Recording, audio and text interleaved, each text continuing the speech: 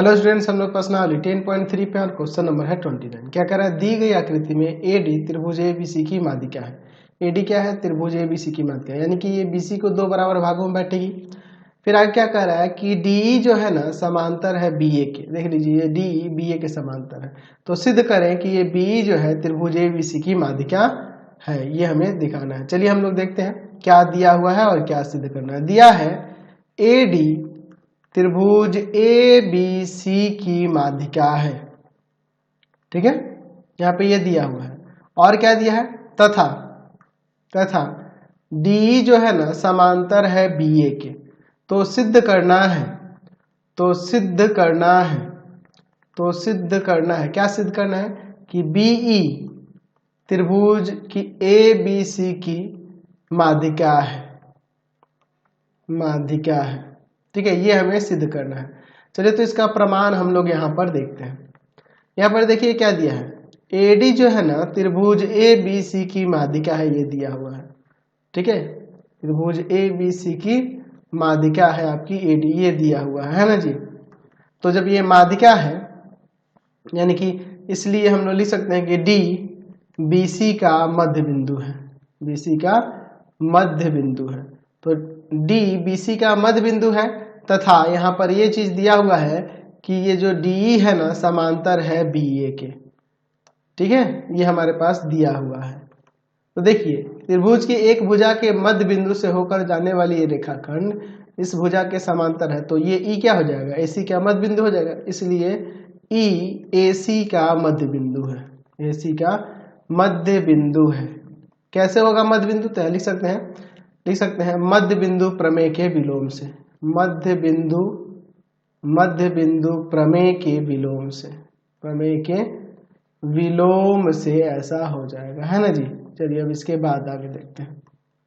ठीक है, तो ई अगर मध्य बिंदु हो रहा है एसी का, इसका मतलब कि यहाँ पे लिख सकते हैं कि ए जो होगा बराबर होगा सी के, और ए सी के बराबर है, इसका मतलब बी माध्यिका हो जाएगी। तो यहाँ पे लिख सकते हैं कि अतः बीई त्रिभुज ए बी सी की माध्यिका है। ये हम लोग लिख सकते हैं।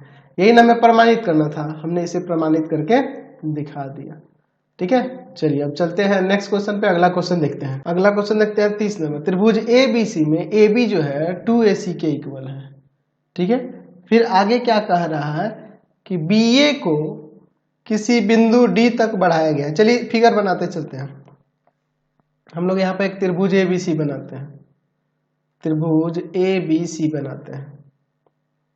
ठीक है ना जी, ए बी सी एक ये त्रिभुज हो जाएगा। जो दिया है उसी के अकॉर्डिंग चलना होगा, ए बी सी। इस त्रिभुज में क्या देख रहा है कि ए बी जो है ना 2 गुना है ए सी का। फिर क्या कह रहा है कि इस बी ए को ना बिंदु डी तक बढ़ाया गया। चलिए इसको आगे बढ़ा देते हैं यहाँ पर इस तरह से। ठीक है, इधर डी तक बढ़ाया गया। आगे कह रहा है यदि बहिष्कोण सी ए डी यानी बहिष्कोण ये वाला होगा, इसके संधिभाजक रेखा बीसी को बढ़ाने पर बिंदु ई पर मिलती है। अच्छा देखिए क्या कह रहा है कि एंगल ये जो सी ए डी है, इसका जो ये संधिभाजक होगा, इसका संधिभाजक इस बीसी को जब आगे बढ़ाते हैं ना, तो यहाँ बिंदु ई पर मिलती है। ये ऐसा कुछ दिया हुआ है। ठीक है ना जी, यहाँ देखिए ये ई पर यहाँ पे मिलता है, यानी कि ये कोण इस कोण के बराबर, ये संधिभाजक है तो होंगे ना कोण बराबर। ठीक है, तो क्या सिद्ध करने के लिए कह रहा है? तो यहाँ पे सिद्ध करना है कि सी बीई का मध्य बिंदु है। ये जो सी है इस बीई का मध्य बिंदु होगा, ये हमें यहाँ पर दिखाना है। चलिए तो एक काम करते हैं, क्या दिया हुआ है और क्या सिद्ध करना है पहले लिख लेते हैं। दिया है त्रिभुज ए बी सी में ए बी जो है ना 2 गुना है ए सी का। बी ए को बिंदु डी तक बढ़ाने पर बना बहिष्कोण एंगल सी ए डी का संधिभाजक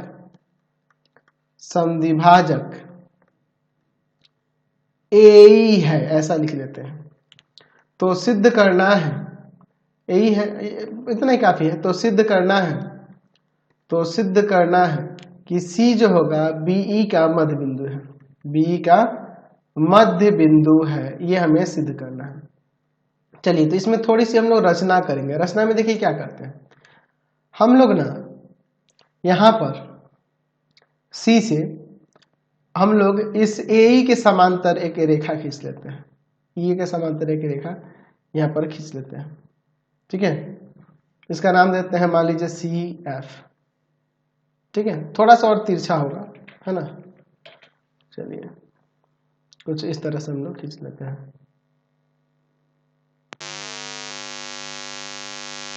ठीक है।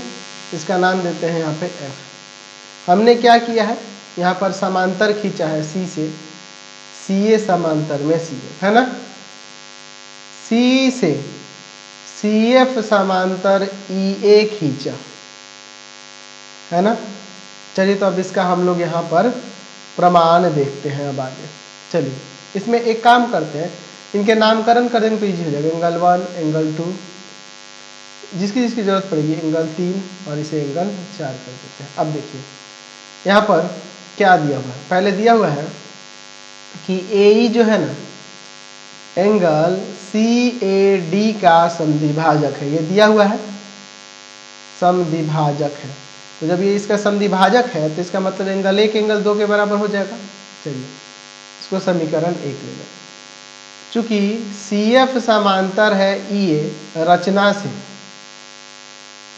से, तो यहाँ से आप देखो तो हो जाएगा, यहाँ से एंगल 2 बराबर में एंगल 3, कैसे जी, एकांतर अंतःकोण से, एकांतर अंतःकोण के ये युग्म है, इसलिए बराबर हो जाएंगे, समांतर होने के कारण ये दो रेखाएं समांतर, इसलिए। और एंगल 1 बराबर में होगा एंगल 4, संगत कोण के युग्म में दिख रहे हैं, संगत कोण। इसको समीकरण 2 और इसको समीकरण 3 कर लेते हैं, ठीक है। अब इन तीनों समीकरणों से क्या देख रहे हैं, लिख सकते हैं समीकरण 1, 2 तथा 3 से, समीकरण 1, 2 तथा समीकरण 3 से देखिए क्या हो जाएगा। एंगल 1 एंगल 2 के बराबर है तो 3 एंगल 4 के बराबर हो जाएगा कि नहीं। जब एंगल 3 एंगल 4 के बराबर तो यानी कि ये इसके बराबर हो जाएगा। यहाँ पे AF इक्वल हो जाएगा किसके जी, AC के। AF AC के इक्वल हो जाएगा। क्यों, हम लोग लिख सकते हैं कि समान त्रिभुज के अंदर समान कोणों की सम्मुख भुजाएं बराबर होती हैं, सम्मुख भुजाएं बराबर होती है, ऐसा ये लिख सकते हैं, भुजाएं बराबर होती हैं, ठीक है। त्रिभुज के अंदर समान कोणों की सम्मुख भुजाएं बराबर होती हैं। चलिए, तो AF जो होगा AC के इक्वल हो जाएगा।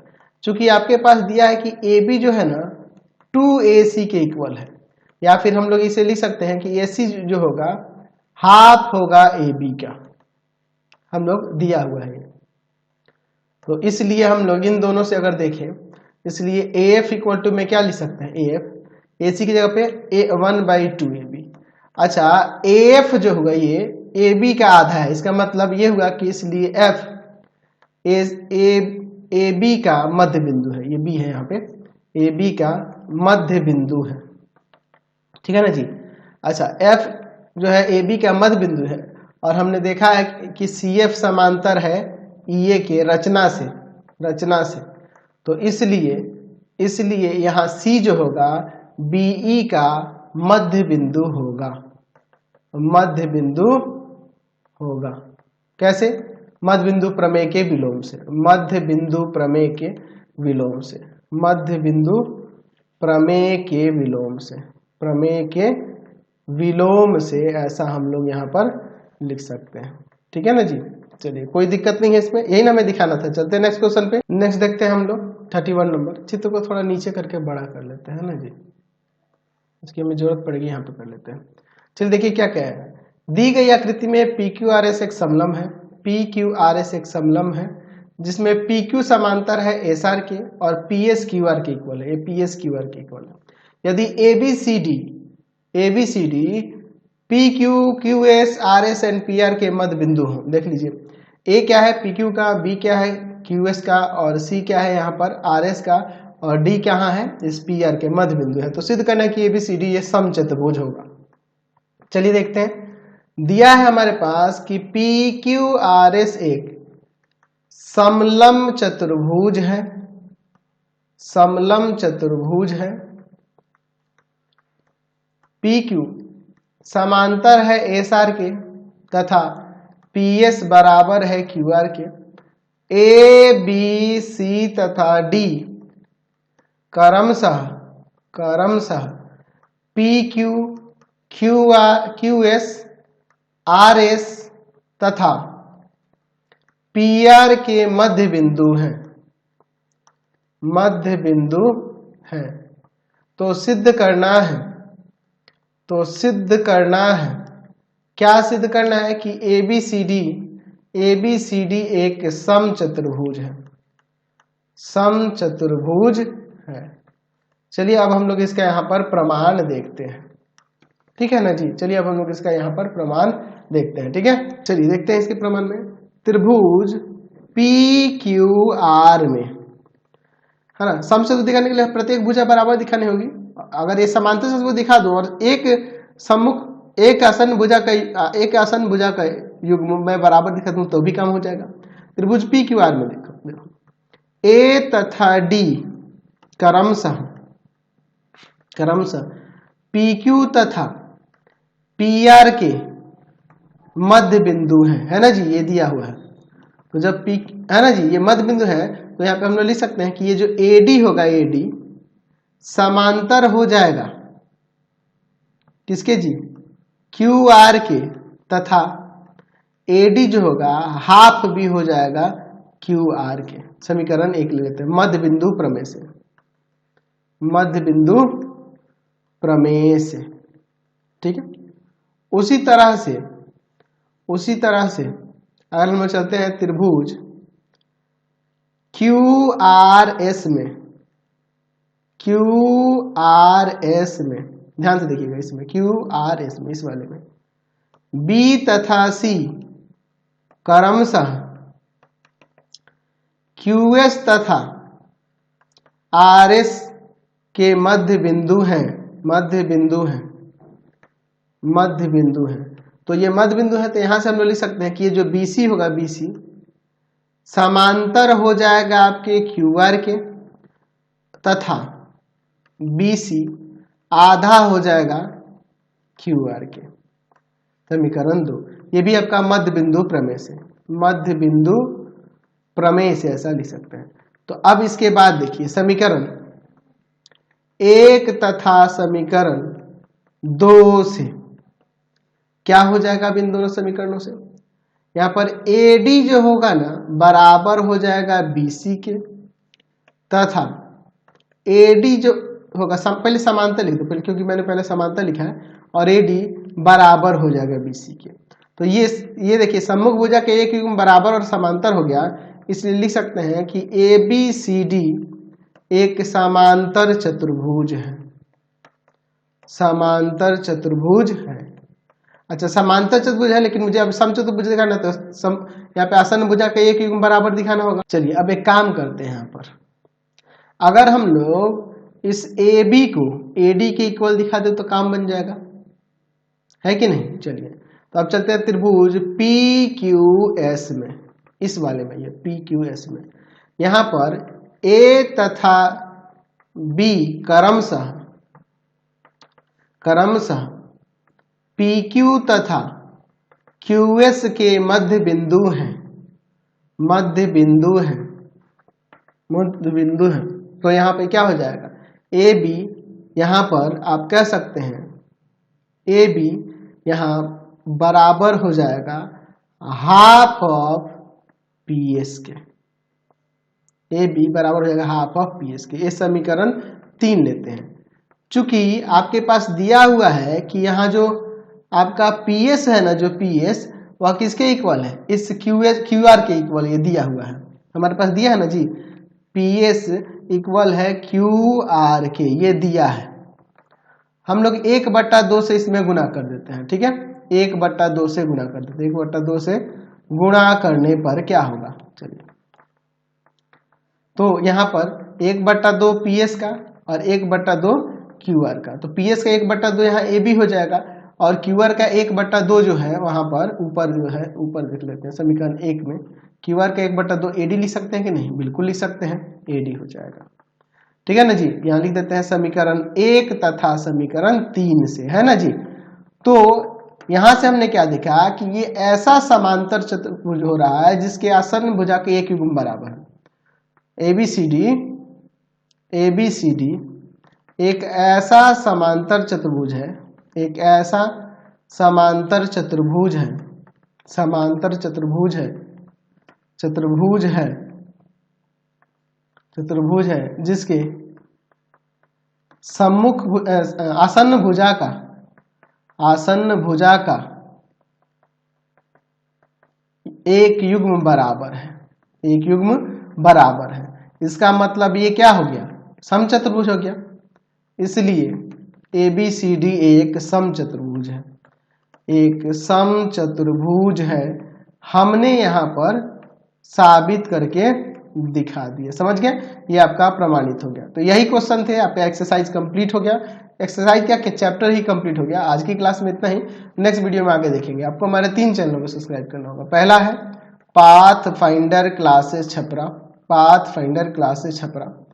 दूसरा है आपके पास भारती भवन रविकांत सर, भारती भवन रविकांत सर, रविकांत सर। और तीसरा चैनल है Ravikant sir RD Sharma solution, Ravikant sir RD Sharma solution, RD Sharma solution. तीनों चैनल को सब्सक्राइब कर लेंगे। इससे रिलेटेड वीडियो के लिए सीधे डिस्क्रिप्शन में, इससे रिलेटेड नोट्स के लिए गूगल पे जाकर सर्च करेंगे www.ravikansir.in और यहाँ जाकर आप सभी क्लासेस के नोट्स, उनके PDF को डाउनलोड कर सकते हैं, पढ़ सकते हैं।